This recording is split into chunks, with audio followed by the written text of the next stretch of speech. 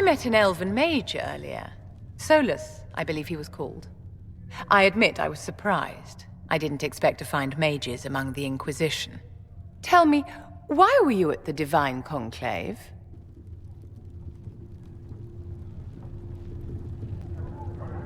If war is the only solution to injustice, then so be it. Do you tell that to the victims? That their suffering is all the more meaningful because it is for a great cause? I'm sure that makes everything better. Justinia's death has shattered the balance of power in Thedas. If it is not restored quickly, countless lives will be lost. Mages, Templars, innocent people of all kinds now look to the Inquisition to decide their fate. That's why you wanted to be here, to have a hand in deciding that fate. Wouldn't you? For almost 1,000 years, the world believed it was in the hands of the Maker. And now many believe you are the agent of his will. Whatever the truth is, that belief gives you power.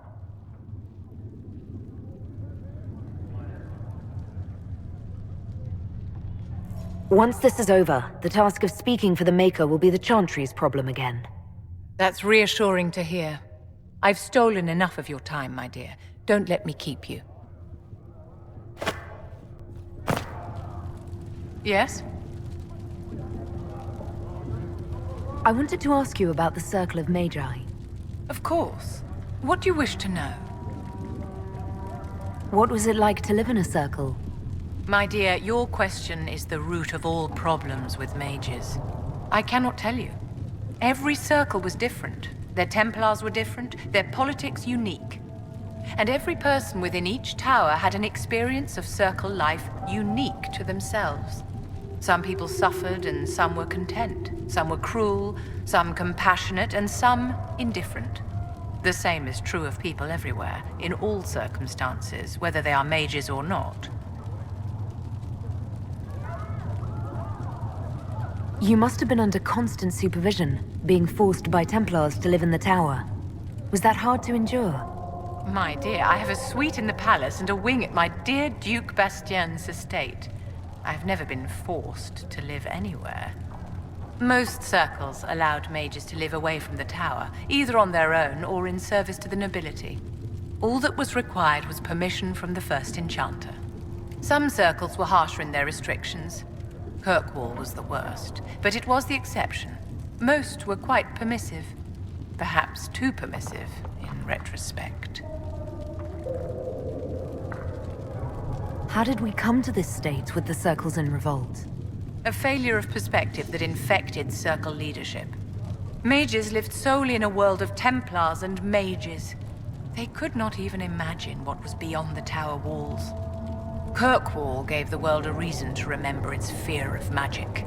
A mage killed hundreds with a snap of their fingers. Across Thedas, a new tangible fear of magic grew.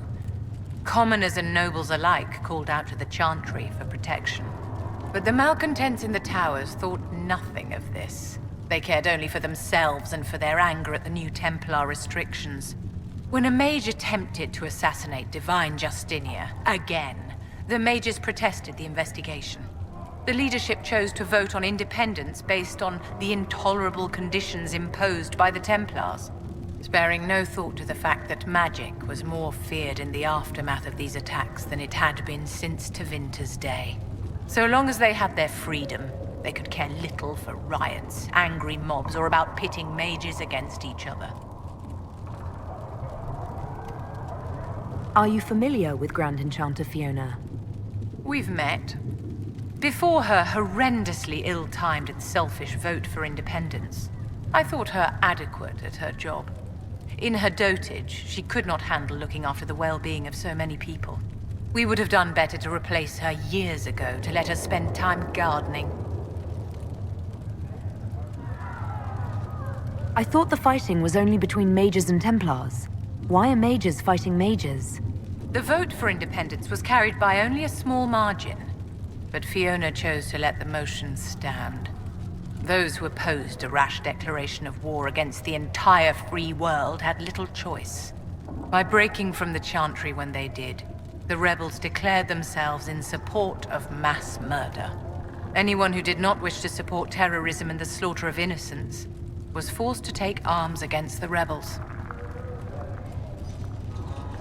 Did they have cause to rebel? In the aftermath of their terrorist attacks? Was that really the most opportune time to break away? By all means, protest abuses by the Templars. Just don't do it in a way that says mages support wholesale murder.